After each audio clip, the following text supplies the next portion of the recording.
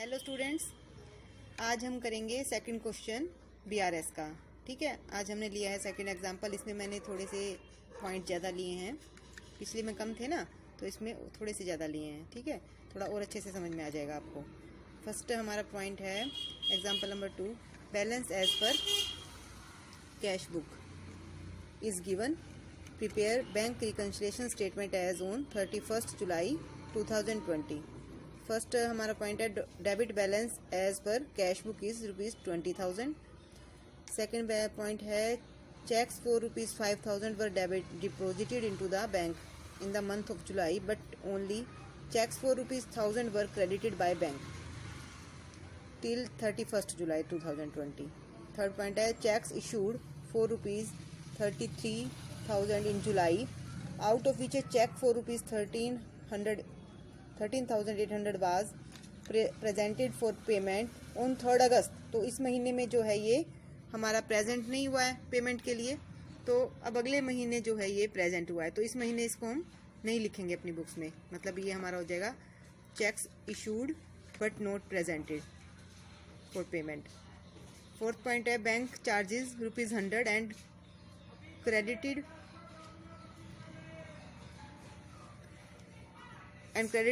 Interest of ₹400।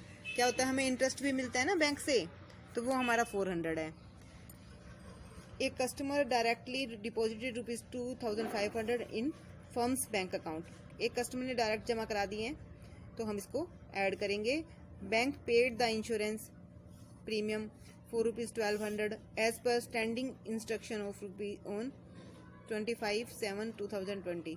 तो ये हमारा डायरेक्ट जमा हो गया है, तो हम इसको लेस करेंगे। इस तरह से हम बनाएंगे bank reconciliation statement as on 31/7/2020। सबसे पहले हम लिखेंगे bank reconciliation statement as on 31/7/2020। फिर serial number, particulars, amount, positive और फिर नेगेटिव। तो सबसे पहले पॉइंट आएगा balance as per cash book. हमारा क्या दे रखा है, डेबिट बैलेंस है 20,000। अगर यहाँ दे रखा होता balance as per cash book overdraft, तो हमारे यहाँ प्लस की जगह माइनस में आ जाता। अब ये तो पॉजिटिव बैलेंस है, इसलिए हमने balance as per cash book दे रखा है, तो डेबिट बैलेंस माना जाता है हमारा हमेशा, तो ये 20,000 हमारा प्लस वाले अमाउंट में आ गया। फिर सेकंड है cheques deposited but not yet collected by the bank. Cheque हमने डिपॉजिट करा दिए हैं बैंक में, अब थर्ड पार्टी को उन्हें कलेक्ट करना था। नहीं, हमें check deposited into bank but not collected by the bank. जैसे मान लो हमें कहीं से चेक मिले थे, हमने डिपॉजिट कराए हैं, तो ये पेमेंट हमारे पास आनी थी, तो हमने कैश बुक में तो इसको लिख दिया कि हमारे पास पेमेंट आ गई है, लेकिन एक्चुअल में पेमेंट हमारे पास सिर्फ 1,000 रुपये की आई है, बाकी 5,000 में से 1,000 रुपये की आई है, बाकी 4,000 की नहीं आई। तो 4,000 हम क्या करेंगे, 4,000 हम लेस कर देंगे अगेन। फिर है check issued but not yet presented for payment.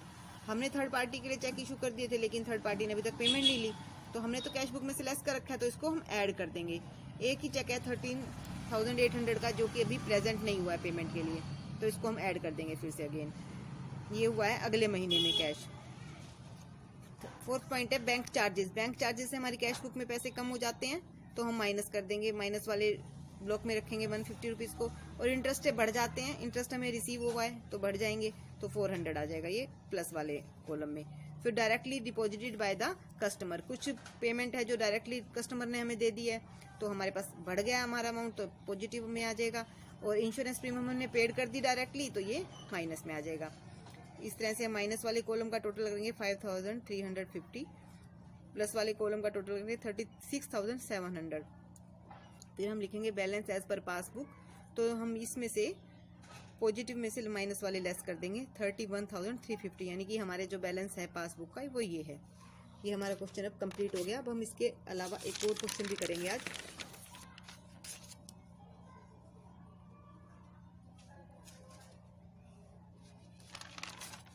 Second question है हमारा व्हेन ओवरड्राफ्ट, सेकंड या थर्ड है क्योंकि फर्स्ट मैंने पहले एक दिन कराया था, तो थर्ड है ये। When overdraft as per cash book is given, जब आपको ओवरड्राफ्ट दे रखा हो।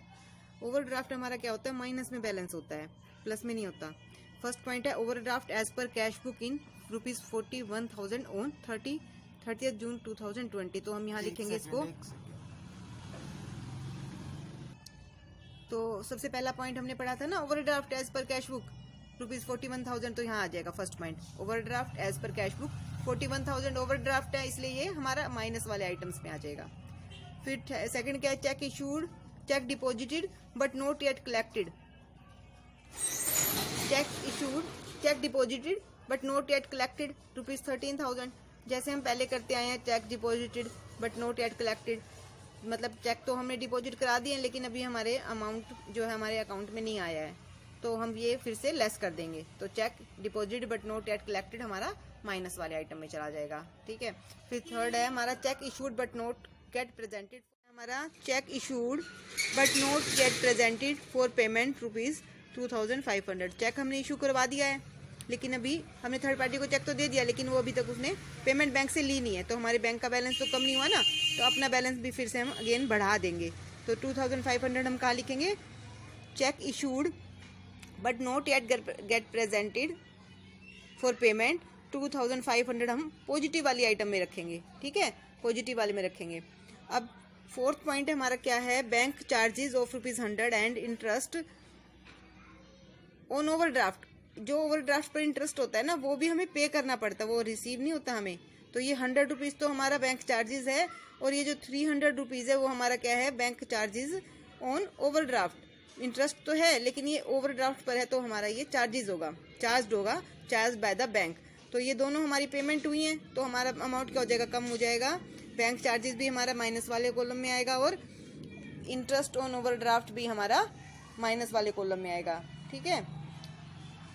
अब है हमारा फिफ्थ पॉइंट, एक customer directly deposited ₹1,500 into bank. अब हमें कोई डायरेक्टली अमाउंट मिला है तो वो उससे क्या हो जाएगा, मिला है तो ऐड हो जाएगा, डायरेक्टली डिपॉजिटेड ये हमारा क्या हो जाएगा, ऐड हो जाएगा, directly deposited by the customer into the bank 1,500 हमारा पॉजिटिव वाले अमाउंट में आ गया।